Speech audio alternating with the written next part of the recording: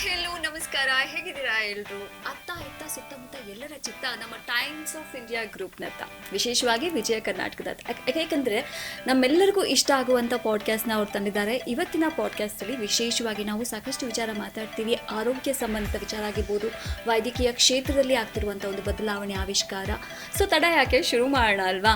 ಈಗ ನೋಡಿ, ನಮ್ಮ ಇಂಡಿಯಾದಲ್ಲಿ ಮುಂಚೆ ಎಲ್ಲ ಅಕಸ್ಮಾತ್ ಯಾರಿಗಾದ್ರೂ ಕ್ಯಾನ್ಸರ್ ಬಂದ್ಬಿಟ್ಟಿದ್ರೆ, ಅಯ್ಯಪ್ಪ ಕ್ಯಾನ್ಸರಾ, ನಾನು ಬದುಕುಳಿತೀನ, ಏನಾಗುತ್ತೋ ಏನೋ ಒಂದು ಆತಂಕ ಎಲ್ಲರಲ್ಲೂ ಮನೆ ಮಾಡಿತ್ತು. ಬಟ್ ಈಗ ಅಂಥವ್ರಿಗೆ ನಾನು ಹೇಳ್ತೀನಿ, ಸರ್ ಯು ಕ್ಯಾನ್ಸರ್ ಇದ್ರೂ ಪರವಾಗಿಲ್ಲ, ನೀವು ಯಾವುದೇ ರೀತಿ ಆತಂಕ ಪಡೋದು ಬೇಡ, ನೀವು ಜೀವಂತವಾಗಿರ್ಬೋದು, ಒಳ್ಳೆಯ ಟ್ರೀಟ್ಮೆಂಟ್ನ ಪಡ್ಕೊಳ್ಬೋದು. ಯಾಕೆಂದರೆ ಆ ರೀತಿಯ ಒಂದು ಬದಲಾವಣೆಗಳಾಗಿದೆ ನಮ್ಮ ಭಾರತದ ಕ್ಯಾನ್ಸರ್ ಸ್ಟೋರಿಗಳನ್ನ ನೋಡಿದಾಗ. ಈ ವಿಚಾರವಾಗಿ ಸಾಕಷ್ಟು ಇನ್ಫಾರ್ಮೇಷನ್ನ ತಿಳಿಸ್ಕೊಡೋಕ್ಕೆ ನಮ್ಮ ಜೊತೆ we have with us very famous, very great doctor ನೀತಿ ರೈಜಾದ. ಇವರು ಪ್ರಿನ್ಸಿಪಲ್ ಡೈರೆಕ್ಟರ್ ಮೆಡಿಕಲ್ ಆಂಕಾಲಜಿ ಮತ್ತು ಹ್ಯಾಮಟೋ ಆಂಕಾಲಜಿ, ನಮ್ಮ ಫೋರ್ಟೀಸ್ ಹಾಸ್ಪಿಟಲ್ ಇರುವಂತಹ ಫೇಮಸ್ ಡಾಕ್ಟರ್. ಅವ್ರನ್ನ ಮಾತಾಡ್ಸೋಣ. Hi doctor. Very glad to see you. Thanks so Heartily much. welcome to our podcast. Doctor, today we're going to have a lot of discussion about India's cancer story. So firstly, I just want to know, how has in India cancer care evolved from past over decades? A very important question. Importantly, what we used to see in the past, 60 to 70% patients were advanced cancers or stage 4 cancer. Now that story has completely changed. We see in our practice, in the past 2 decades of practice, all of us have seen that it is becoming younger patients and also early stage cancer. And these type of talks, awareness talks, actually do so much of a change, remarkable change, because we know that there's something which is treatable. Yeah. And when it is diagnosed on time, when it is diagnosed early, it is very much treatable. And what I can say is there are various reasons why the story has changed. One is that we have better diagnostic facilities. We have a small problem which persists beyond few weeks, and we go to a doctor, and doctor chooses modalities which treat you at the right time by doing diagnostic investigations which diagnoses the problem early. Secondly, the cancer story has changed because we have treatment which is excellent, par excellence as compared to the global standards. So we have everything which is available globally also happening in India, and we have more accessible hospitals which are next to your house, which have all the facilities as well. So facilities have improved, diagnostic modalities have changed, there are more specialized doctors, and cost also has become accessible. So this has been a remarkable change when you look at the global picture. So we can say we have the best medical infrastructures to treat the cancer right now. Yes, that's absolutely correct. We have the best medical infrastructure, but there's still, there is irregular distribution. We may not have the same infrastructure in a tier 3 city or a village, right? So tier 1 city has the infrastructure which is at par with global standards. We have everything. In any dimension of cancer care or even blood disorder care, we have everything. But then it is not equally distributed. There are certain states which are underdelivered, which don't have necessary infrastructure. Okay. There are certain states which have everything, and we have multitude. So there is, yes, disparity in distribution, but yes, we have everything. We can see most of the international patients, they are choosing our India for cancer treatment. If you want to say about this. Yeah, it's actually very true. If you look at medical tourism, India has only for cancer almost 600,000 patients coming every year for cancer care. Now that is because we have continents which are underserved, especially when you look at African countries, and when you look at Middle East, there are quite a few countries which have infrastructure not developed for cancer care. And the second thing is, even if they have great infrastructure, they don't have specialized staff dealing with it. So both of the discrepancies are met when they come to India, and we have a lot of patients who come from SAARC countries, who come from, of course, Middle East, including, all, in fact, even a very affluent Middle East countries also coming over here, including Bahrain, Oman, UAE, and then, of course, all the African countries, West Africa, Central Africa, East Asia. And what we provide is landmark care and at a subsidized cost. Okay. And when compared with the global standards, quality of our cancer treatment, what do you want to say about this? When we look at the quality of cancer care, what we have to understand is India has numbers. So any doctor who has worked in high-end cancer care center has everything at their discretion. They have every facility at their discretion. So the experience is very, significantly higher than any other center. Second thing is, in good centers, we have protocolized treatment. So there's a protocol, there's schema which everybody follows, and those schema allows experience to be enhanced plus all the technology to be integrated. So yes, I mean the quality of care is very good as compared to global standards. Okay, government responsibilities also plays a major role, in strengthening Yes. cancer care. So Yes. if you wanna say about our government play. So government policies actually have been kind of very contributory to this development. Starting from 1975, when there was something known as the National Cancer Care Program, that was just the initial step to take it forward. But every year we are seeing that there's dedicated, the health policies have been upgrading itself, and a lot of focus on cancer. We have because of these health policies, we have had biotechnology which has increased, especially focused around cancer. We have indigenous newer technologies like next generation CAR T cell therapy. We have newer drugs which are developed in India. We have generics which have come up for all the molecules which are abroad. As soon as patents are, as soon as the patent lapses, we have that drug available in our country, which is produced in our country. So pharmacology and pharma drugs have been a major revolution. So in terms of technology, we have CAR T cell, we have pharma, we have increasing dedicated investment on research, also government funded research. We have almost 62 regional cancer centers which are partly supported by the government and which are spanning across all the union territories and states. And the government has made sure the technology there is at par with what is required in terms of surgical skills, in terms of technology there, in terms of radiation technology, and of course all the drugs which are required for medical oncology, precision oncology, and good bone marrow transplant centers in these particular centers.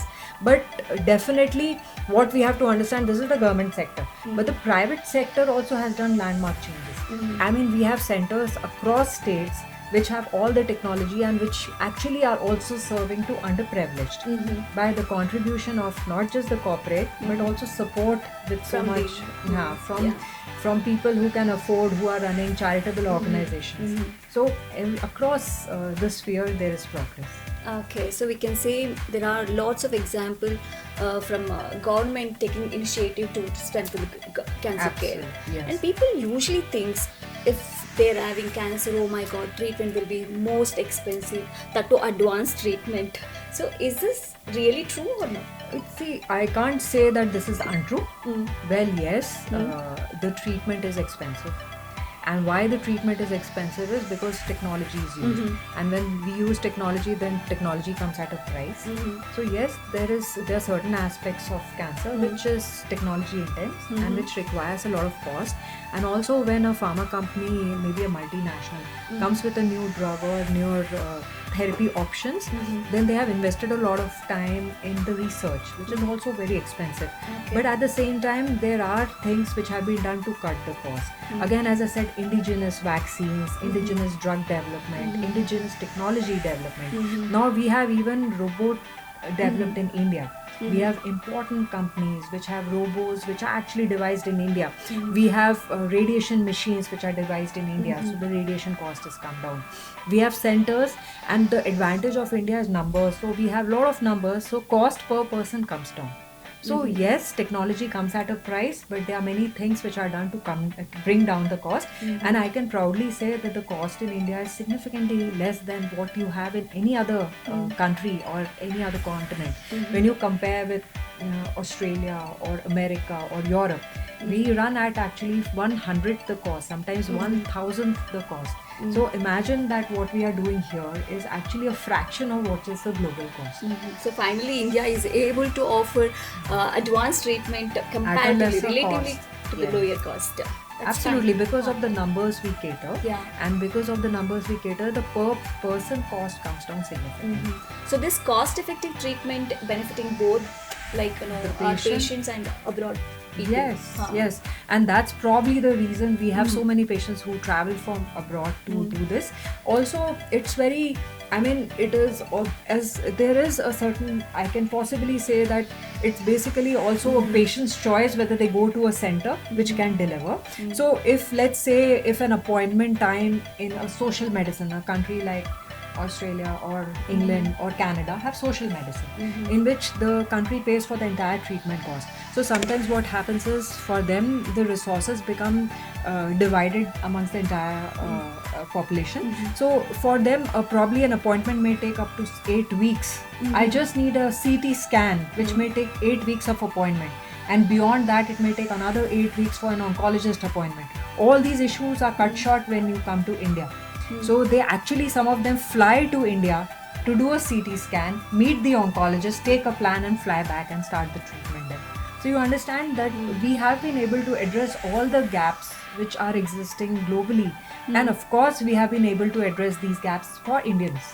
Okay, further going ahead, ma'am, how do you see India's role as growing as a global hub for cancer treatment? What we have not been able to do is we have not had good capital investment for research, and I think that is one area which we need to focus on. We should be able to offer research which is again devised in India and for Indians. So that is one area we need to focus on. But what I see overall, the scenario in India in medicine is very conducive, and we'll have more and more international tourism coming in here for treatment. And of course what we have been able to deliver to our state, to our country, is really something incredible. With more and more centers coming up, we'll be able to bridge the small gap which we have. We need to cater across all spectrum. So I think our government hospitals have upgraded technology which can cater to that population. We have corporate culture also which actually caters to other population, but I think across the medical platform we have been able to take care of the needs of every Indian. Okay. Some people now who are all having the cancer patients, we can see they will go for depression and all. So your words for them, like, they no need to bother, something like that. Yeah. Your words. It's a very important aspect you raised. Actually, everybody who comes for in oncology department, first thing is they read the oncology word in itself. Cancer can traumatizes them. So yes, there is always, first step is denial that I don't have it, there was a wrong diagnosis, and then there is anger response. Why did I have it? What did I do? And I don't deserve it. And then of course a phase of acceptance when you actually realize, well, I have to understand what is the best option for me. And through this process, all good hospitals will have psycho-oncology care. There will be psycho-oncologists and counselors who walk them through the treatment, who actually make them understand, well, how to adjust at every level. Also, it's not just the patient, but the entire family which is going through. If your parents have a problem, it's you who's also getting traumatized. So not just the patient, but the caregiver pool also needs to be counseled. And we, as oncologists, our responsibility to take care of that as well. Thank you so much for your wonderful words, ma'am. Finally, we don't need to bother, because we have enough infrastructures, well, innovative technologies, so we don't need to bother. Thank you so much, ma'am. Thanks so much.